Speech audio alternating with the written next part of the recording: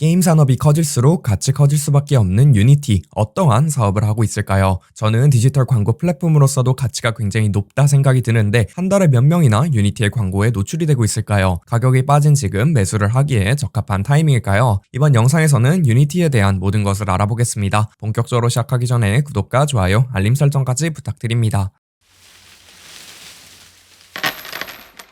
유니티는 게임 개발자들을 위하여 게임 개발 도구 및 운영 도구를 만드는 기업입니다. 어도비의 포토샵과 구글의 애드센스 등과 비슷한 게임용 서비스들을 제공하고 있죠. 게임 외에도 다양한 산업들의 유니티의 3D 기술을 접목시키려 노력 중입니다. 이번 영상에서는 4분기 실적에 대한 이야기와 추가적인 이야기들을 해보려고 합니다. 먼저 유니티는 RT3D, 리얼타임 3D 콘텐츠를 만드는 소프트웨어를 만드는 기업이라 봐야 합니다. 게임 엔진을 만드는 기업으로 알려져 있으나 유니티의 미션은 RT3D가 가진 잠재성을 보여주겠다 입니다. 즉 훨씬 넓은 범위에서 3D 렌더링을 제공하겠다고 목표하고 있죠. 실제로 폭스바겐의 경우 유니티의 프로그램을 활용하여 자동차 쇼케이싱을 3D로 제공하고 있습니다. 인터넷상에서 자동차를 구경하고 싶을 때 원하는 각도에서 원하는 옵션으로 볼 수 있게 된 것이죠. 이와 같은 다양한 게임외 산업에서 발생하는 매출 비중이 6개월 전에 8% 수준이었으나 현재는 13%까지 증가했다고 합니다. 2020년도 4분기 실적 발표, 2020년도 실적에 대하여 이야기를 해볼게요. 연간 매출이 무려 43%나 증가하여 2020년도 한 해 동안 772밀리언 달러를 벌었습니다. 크로스 마진, 매출 총이익률이 79%였으며 전년도 대비 6% 증가한 수치라고 하죠. 매출 총이익률은 매출과 직접적으로 연관이 있는 비용을 얼마나 잘 관리하는지와 직접적으로 연관이 되어 있으며 유니티는 원가 절감을 6%나 했다는 뜻이 됩니다. 유니티의 경우 서버 호스팅 비용, 소프트웨어 비용, 인건비 등을 매출 비용으로 잡고 있죠. 또 유의 깊게 보셔야 하는 지표는 Dollar Based Net Expansion Rate입니다. 기존 고객에서 발생하는 매출이 얼마나 증가했는지를 알려주는 수치이죠. 유니티의 서비스가 마음에 들지 않아 중간에 구독을 취소했다면 이 수치가 감소하게 됩니다. 반대로 유니티 사용 후 매출이 증가하여 유니티에 더 많은 서비스를 결제하였다면 이 수치가 증가하게 되겠죠. 2019년도 4분기 기준 133%였다고 하며 2020년도 4분기에는 138%로 5% 개선된 수치를 보였습니다. 유니티에 10만 달러 이상을 지불하는 고객의 수가 무려 793개라고 하며 100만 달러 이상을 지불하는 기업의 수는 121개라고 합니다. 10만 달러 이상을 지불하는 게임외 산업 고객은 105명으로 게임외 영역에서도 확실한 성장을 보이고 있죠. 기타 주요 영업 지표들을 살펴볼게요. 상위 1000개의 모바일 게임들 중 71%가 유니티를 사용하여 게임을 개발했다고 합니다. 유니티로 만든 게임들의 총 월간 사용자 수가 27억 명이라고 하죠. 다만 기기당 집계를 하기에 중복 집계가 어느 정도 되어 있는 것 같습니다. 유니티로 만들어진 게임들의 총 다운로드 수는 50억 회로 19년도 대비 41% 증가한 수치라고 하죠. 유니티의 비즈니스 모델도 잠깐 복습하고 넘어갈게요. Create Solution은 게임 엔진 및 기타 산업들에서 그래픽 작업을 할 수 있는 소프트웨어를 판매하고 있습니다. Operate Solution은 게임의 운영을 도와주는 다양한 솔루션들을 제공하여 대표적으로 광고, 결제 솔루션, 기타 게임의 세부 기능들을 제공합니다. 전략적 파트너십도 맺고 매출이 발생하고 있으며 소니, 마이크로소프트, 애플 등과 일을 하고 돈을 벌고 있습니다. 현재 매출 비중이 가장 큰 사업 영역은 Operate Solution, 게임사들의 운영을 도와주고 돈을 가장 많이 벌고 있죠. 각각의 세부 사업 영역에 대한 실적 및 코멘트들도 추가해볼게요. Create Solution의 매출은 전년 대비 37% 증가했다고 하며 1년간 231밀리언 달러를 벌었다고 합니다. 코로나 초기에 게임 개발자들이 재택근무를 하며 소프트웨어 사용량 저하로 잠시 역풍을 맞았었습니다. 이후에는 게임과 기타 산업들에서 사용량이 증가하며 매출이 증가하게 되었죠. 다들 아시다시피 코로나로 비대면 소프트웨어에 대한 수요 증가 및 집 밖에 나가지 못하여 게임에 대한 수요 증가로 매출이 증가하게 되었습니다. 유니티의 게임 사업에 대하여 좀 더 알아보죠. 유니티는 모바일 게임에 집중을 하고 있으며 실제로 매우 강한 포지션을 갖고 있습니다. 2020년도 히트작인 어몽어스 역시 유니티로 개발이 되었죠. 닌텐도 스위치 게임의 반 이상이 유니티로 제작이 되었다고 합니다. 2020년도 12월에 발매를 시작한 엑스박스의 신형 콘솔 게임 개발에도 사용이 되고 있죠. 유니티는 비교적 무거운 게임들보다는 비교적 캐주얼한 게임들에 사용이 되곤 했습니다. 트리플 A급 게임들은 언리얼 엔진을 더 선호한다고 알려져 있죠. 다만 최근에는 유니티도 퀄리티 측면에서 많이